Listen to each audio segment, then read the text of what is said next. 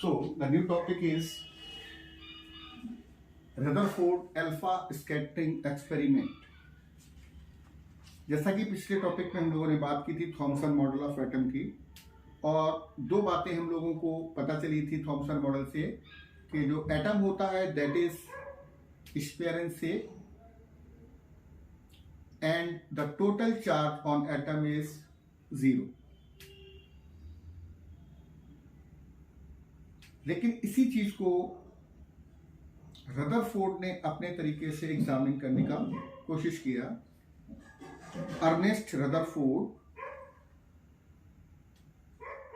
do an experiment that is known as Rutherford alpha scattering experiment. So he take a gold foil. What is gold foil? और gold foil को अपने experiment में उसने use किया. उसके पीछे भी एक बहुत सॉलिड रीजन था. It is most malleable. Gold जो होता है इसको हम वीक करके एक बहुत फाइन शीट में कन्वर्ट कर सकते हैं. In comparison with the other metal we can use it very successfully. So for his experiment he used gold foil, and after that alpha particle were bombarded on this. Now a very important question arises, what is alpha particles? Alpha particles basically हैं क्या? So alpha particles are doubly charged helium ion. What is helium 2 4? This is called alpha particles. Helium का double charge वाला जो ion है उसको हम लोग क्या बोलेंगे? अल्फा पार्टिकल्स बोल सकते हैं. So for his experiment he used two things. One is gold foil and other alpha particles. So he bombarded the alpha particles on the gold foil, and in his experiment he observes three things. उसने तीन चीजें देखी अपने experiment में. सबसे पहला, a very few of the alpha particles just pass throughout. बिल्कुल सीधे चले जाते हैं without any deflection. कैसे होते हैं? सीधा. जो अल्फा पार्टिकल बम्बार्डिंग कराई उसने देखा कि उसमें से बहुत सारे जो अल्फा पार्टिकल हैं उनमें कोई डिफ्लेक्शन नहीं है, बिल्कुल सीधे पास कर जाते हैं अल्फा पार्टिकल्स को. सेकेंड पार्ट में उसने पाया कि some of them deflected by greater और स्मॉलर एंगल. उसमें से काफी सारे डिफ्लेक्ट हो जाते हैं, इधर उधर मूव कर जाते हैं. और the third point is a very few of them, only few of them bounce back in the same direction. उसमें से कुछ वापस उसी डायरेक्शन में आ जाते हैं. फिर दोबारा से समझ लीजिए इसको.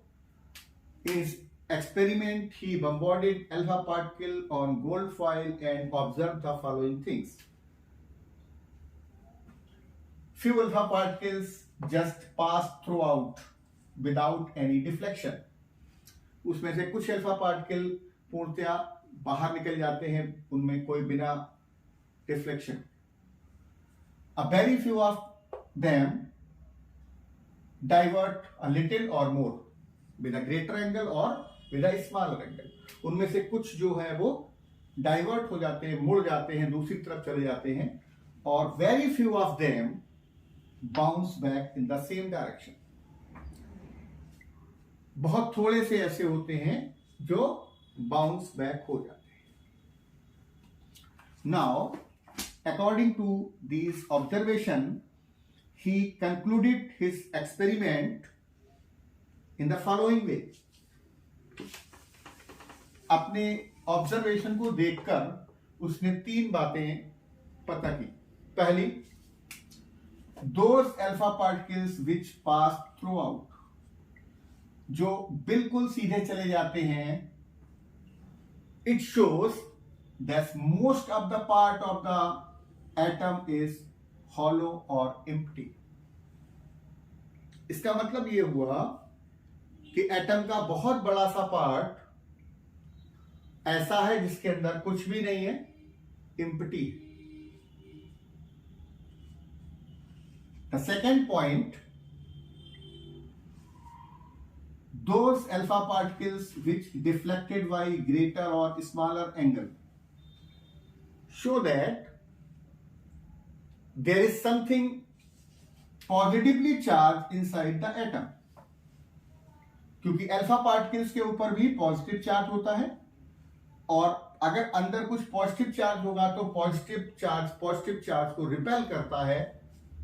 उसके बिहाफ पर उसने कंक्लूड कर दिया कि एटम के अंदर पॉजिटिवली चार्ज कोई चीज है जो इसको अल्फा पार्टिकल्स को रिपेल करती है, उसको दूर भगाती है।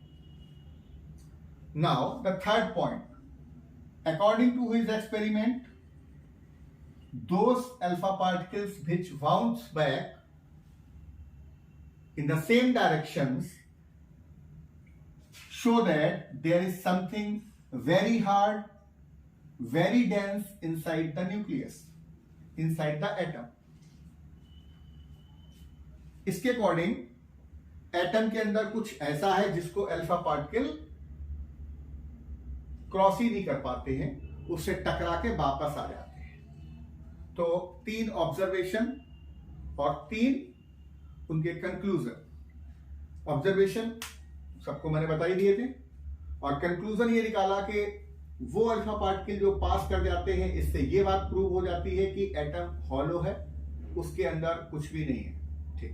दूसरा पॉइंट हमने बताया कि कुछ अल्फा पार्टिकल्स डिफ्लेक्ट होते हैं बाय ग्रेटर और smaller angle. It means inside the atom there is something positively charge, यहां पर कोई चीज पॉजिटिवली चार्ज है। और तीसरी बात, a very few of them bounce back, it means there is something very hard inside the atom. So this experiment whole is known as Rutherford alpha scattering experiment.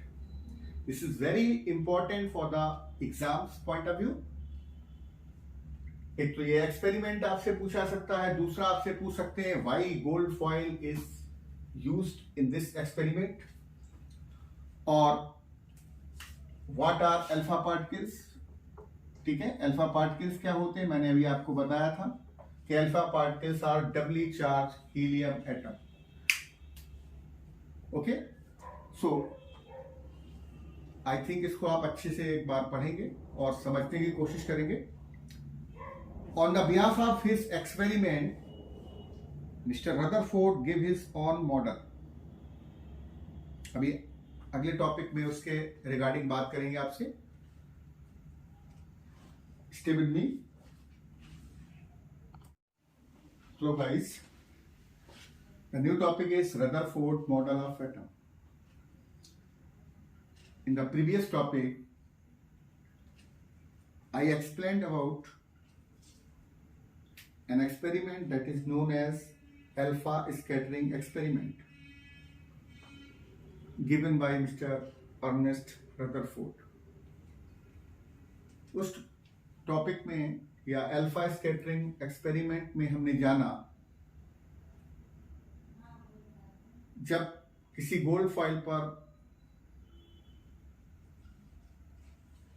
Alpha particles को बम्बॉर्डेड कराया जाता है तो उससे कुछ कंक्लूजन निकलते हैं, और उन कंक्लूजन के बिहाफ पर रदरफोर्ड ने अपना एक मॉडल प्रिस्क्राइब किया।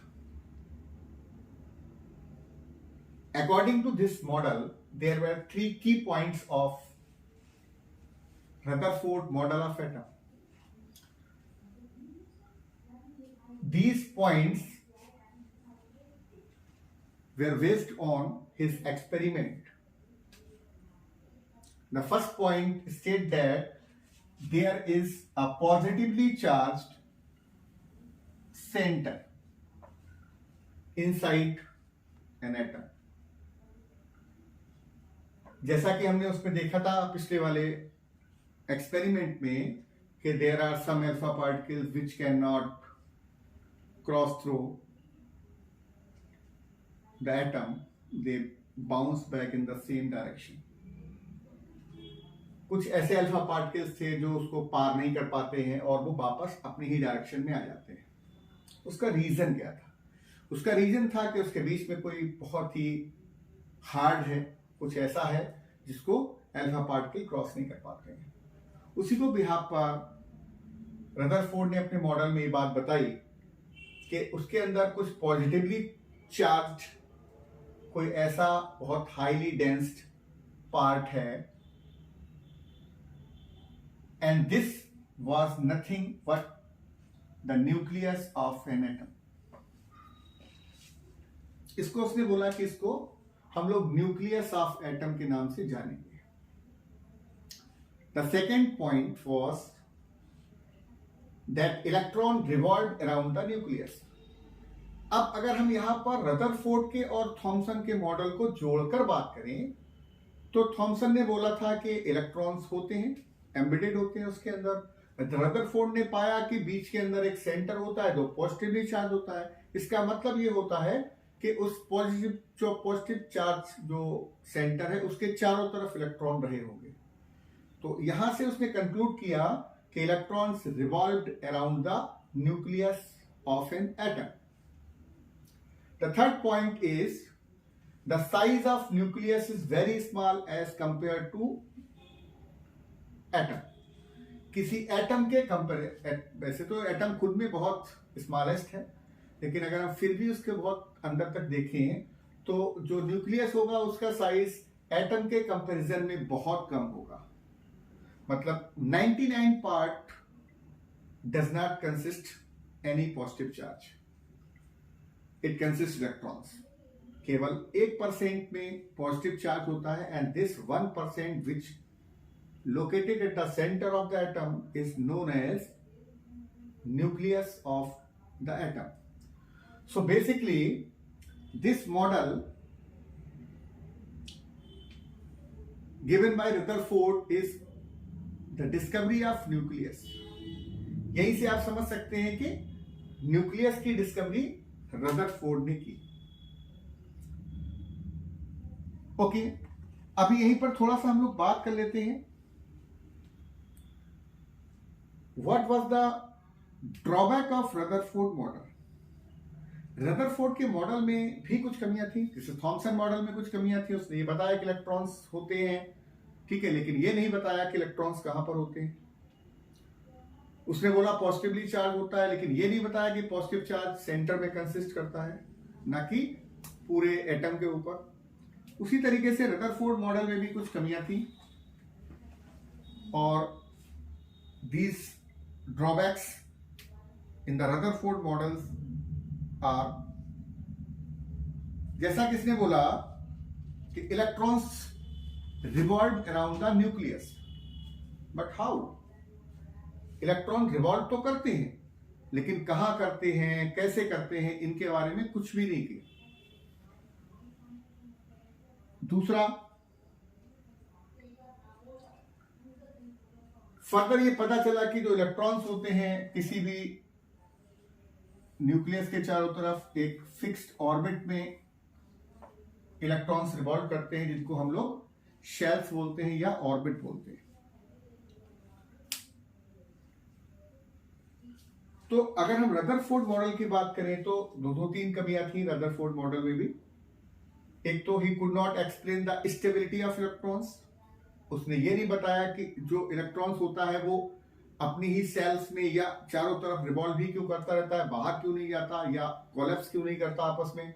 दूसरा, उसने ये भी नहीं बताया कि जो उनका पाथ होता है उसको क्या बोलते हैं, या एक पर्टिकुलर शेल के अंदर कितने इलेक्ट्रॉन्स होते हैं, कैसे बिहेव करते हैं, कहाँ रह सकते हैं, फर्स्ट सेल में कितने, दूसरे सेल में. So he could not explain all these things. These are the drawbacks of Rutherford model. In next topic, that is Bohr's model of atom, we will describe or discuss about a new model given by Niels Bohr, and I think that was the perfect model of that time. इस model के अंदर बहुत सारी चीजों को correct किया गया था।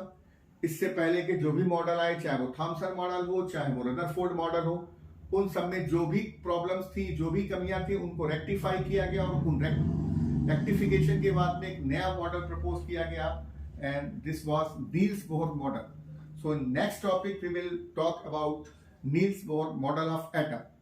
Till then, stay with me, take care.